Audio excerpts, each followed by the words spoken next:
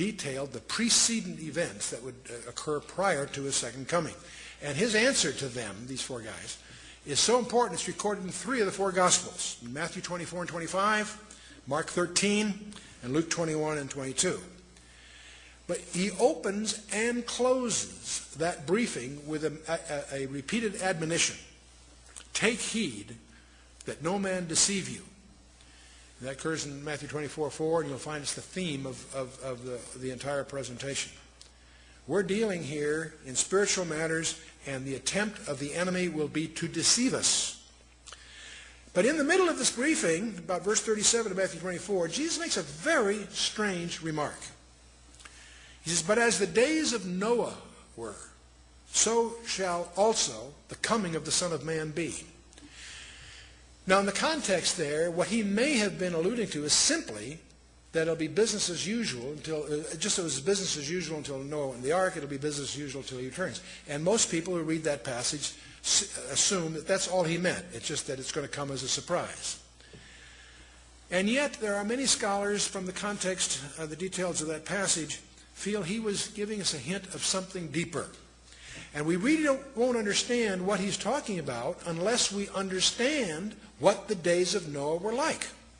And so we're going to try to figure out what did Jesus really mean? As the days of Noah were, so shall the coming of the Son of Man be. So what you really need to do to get a handle on the UFO thing, strangely enough, is to do your homework in Genesis chapter 6. And I want you to notice the first 2 verses, and I want you to pay attention that the first 2 verses are a single sentence. Many people stumble because they don't realize that's a single sentence. I'll just see what I'm getting at in a minute. Genesis 6, verse 1. And it came to pass, when men began to multiply on the face of the earth, and daughters were born unto them, that the Benaiah Elohim, the sons of God, as it's translated, saw the daughters of men, that they were fair, and they took them wives of all which they chose.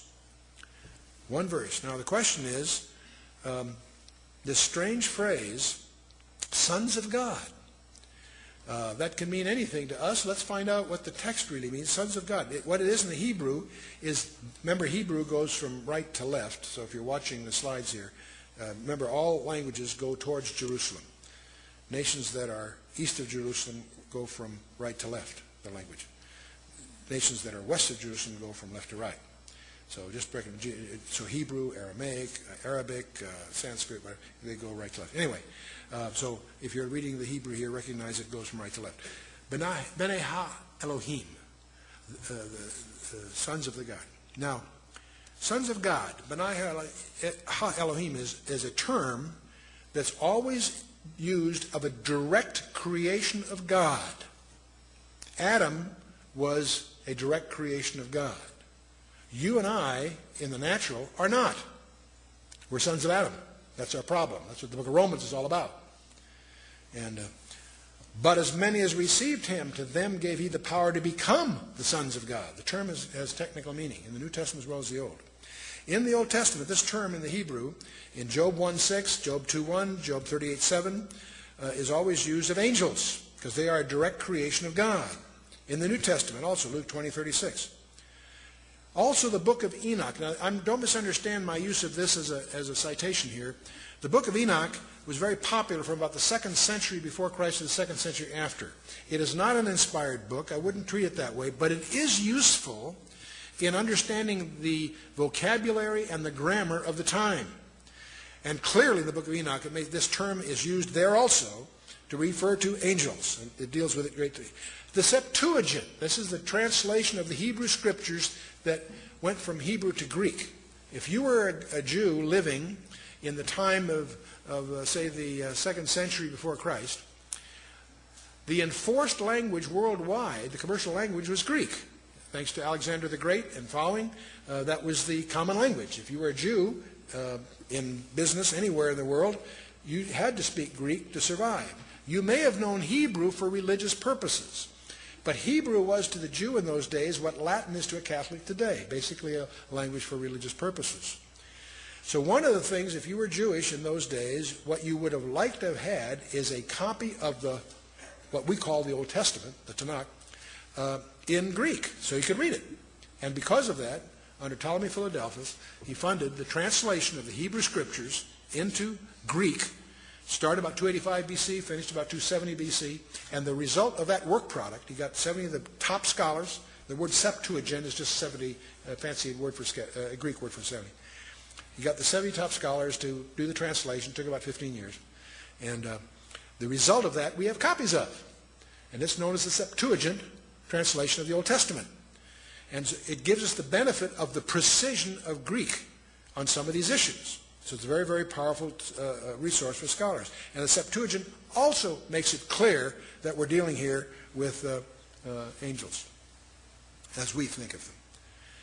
Now in Genesis 6, it came to pass when men began to multiply on the face of the earth, and daughters were born unto them, that sons of God saw the daughters of men, that they were fair, and they took them wives of all whom they chose. The word sons of God, of course, is Benai Ha Elohim, sons of God, direct creation, term for angels.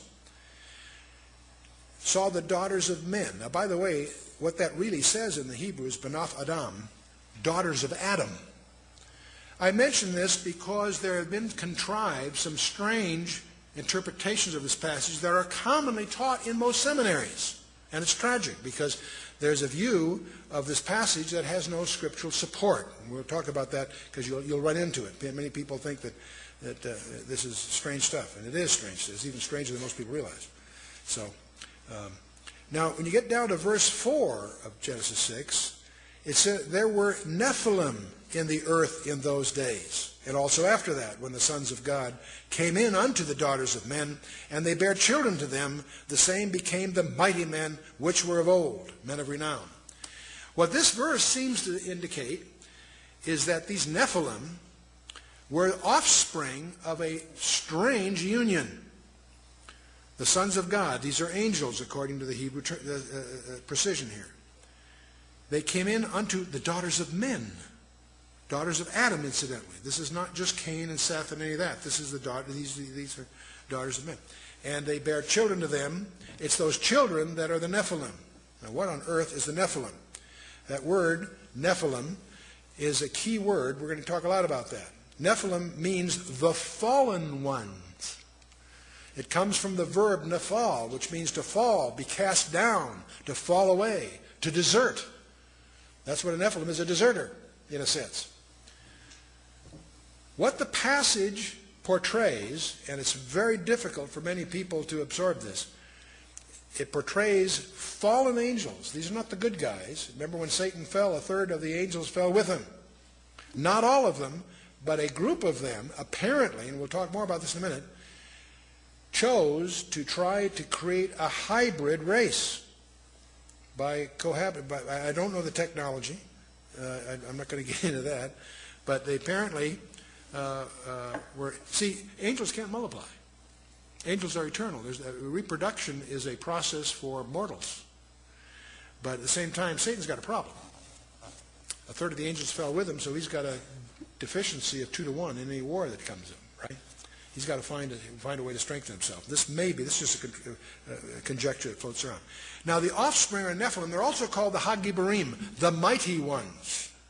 And now, where the confusion starts to set in is when this Hebrew passage was translated into the Greek in the Septuagint, the word they used for the Nephilim was gigantes. It sounds like giants, and it turns out they were giants, but that's not what the word means.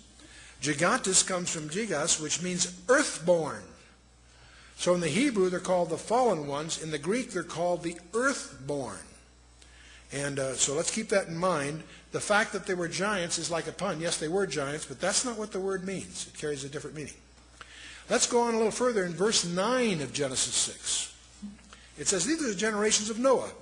Noah was a just man and perfect in his generations, and Noah walked with God. Terrific verse. We've all read it. But most of us may not pay attention to what that's really saying. These are the generations of Noah. Noah was a just man and perfect in his generations. What does that mean? Well, the word perfect in the Hebrew is tamim. What it means is without blemish, sound, healthful, without spot, unimpaired. What that verse seems to